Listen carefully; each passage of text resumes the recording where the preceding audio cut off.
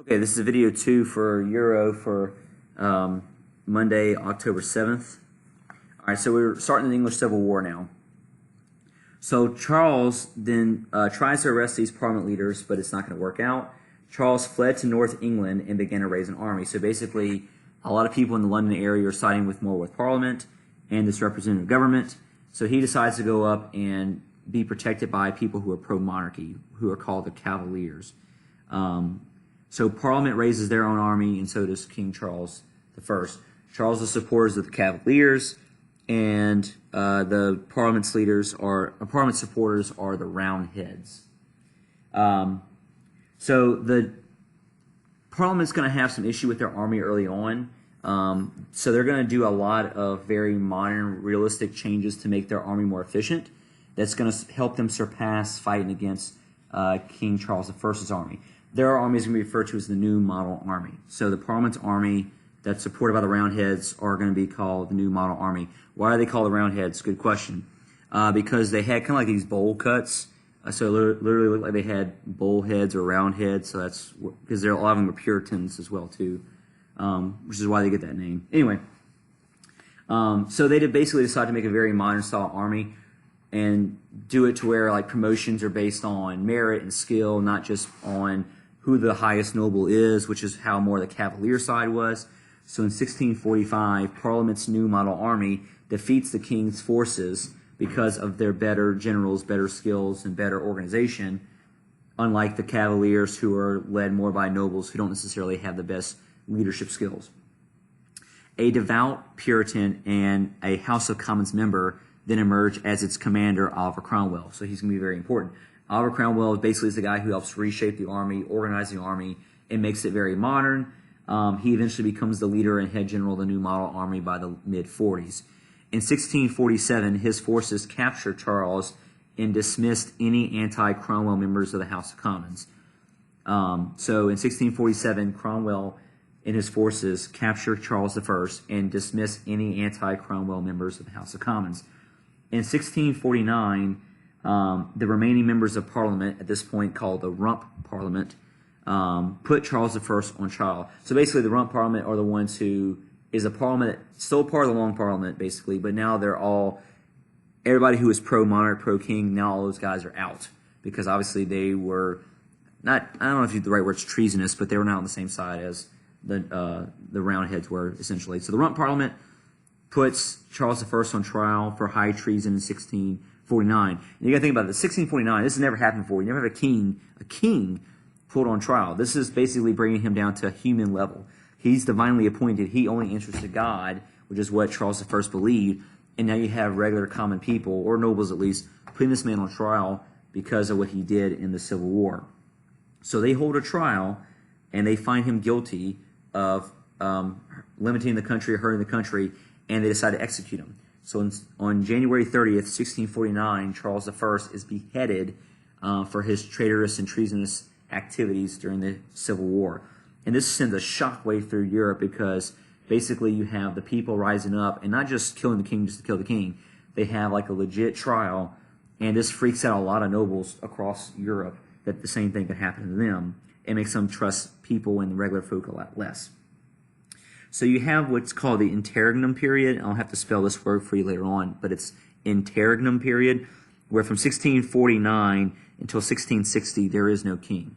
You're going to basically have this republic, pseudo-dictatorship running England for about 11 years, mainly under Oliver Cromwell. This is Oliver Cromwell. I don't know how you can tell this, but this is Oliver Cromwell right here. This is James I, Charles I. You can see a Puritan dress there. You can see William Laud, the Archbishop, there too. So let's talk about the Puritan Protectorate. With his death, kingship was abolished. England entered the interregnum period. So let's look at Thomas Hobbes, who's going to be one of our Enlightenment writers. We're going to revisit him in the next unit and his writings about this era. So I'm going to switch slides here.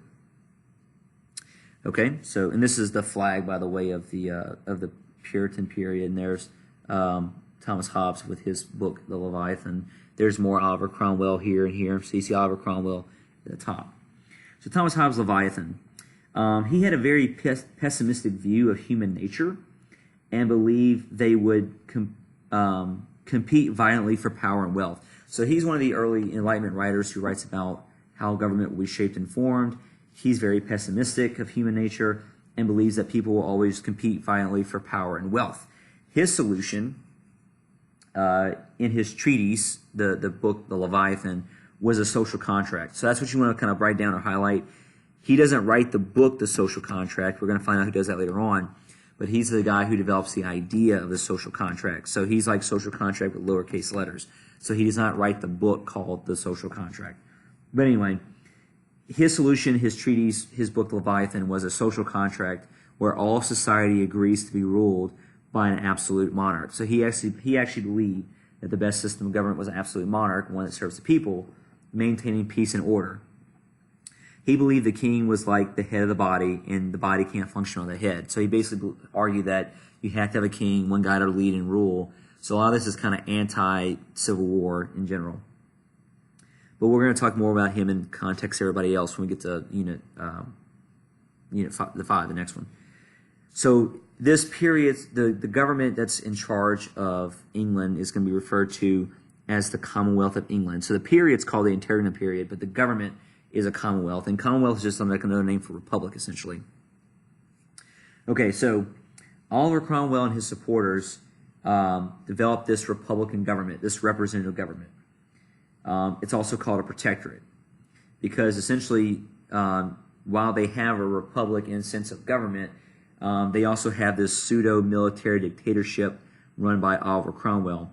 At the very beginning, Cromwell mostly kind of ran the military and only parts of the government and parts of the country, whereas over time he basically just takes power away from the government and just runs the whole country as a military dictatorship instead.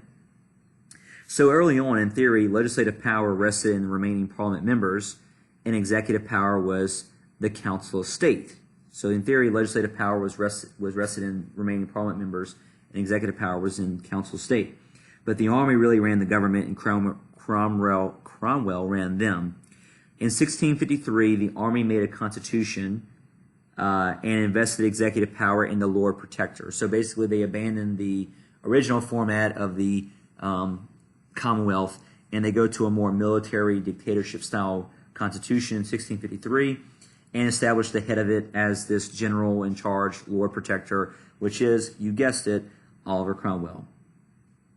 Only Parliament could raise taxes, but Cromwell, like Charles I, dismisses Parliament in 1655 after several disputes. So like Charles I, he found them to be too much problematic and in the way, so he dismisses them in 1655.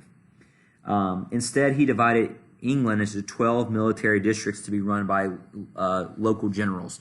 So he basically decides to run it very military-esque, divides up England into 12 regions, and each region is run by a general under his direct command. So very military-esque running, I wouldn't say martial law, but kind of along those lines. But being that he was a Puritan and being that many people under him were Puritans, there's also a lot of conservativeness or restrictiveness within their society in general during that 11-year period.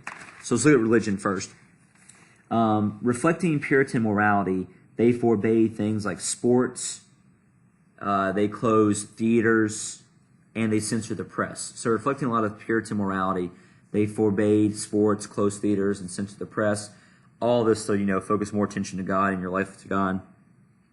The government tolerated other religions some, but no toleration of Catholics. So unlike before, basically they only tolerate the Church of England.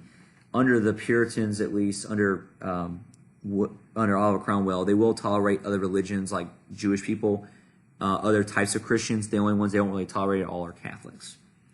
So what you kind of have, on a side note for American history, what you kind of have happened then is that in the 1620s and 30s, many Puritans, these Calvinists, leave and they go form like Plymouth and Massachusetts Bay.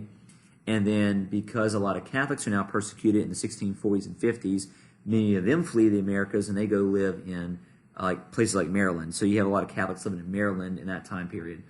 And by the 1660s, things go back to normal in England and they don't have as many people coming over anymore. But that was one of the major reasons why America was getting populated during that early time period. Anyway, in In fact, Cromwell reconquered Ireland in 1649 because he considered Catholicism a heresy. So in 1649, Cromwell reconquered Ireland because he considered Catholicism a heresy. They banned Catholicism there, executed priests, and took Catholic lands. So in the 1650s, they banned Catholicism in Ireland, executed priests, and took Catholic land. So looking at economics in the end of the interregnum period, Cromwell adopted mercantilist policies. So he's actually, under his government, they're going to adopt the first mercantilist laws, like what you saw under Colbert and Louis XIV. He created the first Navigation Act in 1650. So 1650 was the first Navigation Act, and that will, 51, excuse me. This will show up on tests, but you want to be aware of the Navigation Act was the first English mercantilist law that required English goods only traded with on English ships.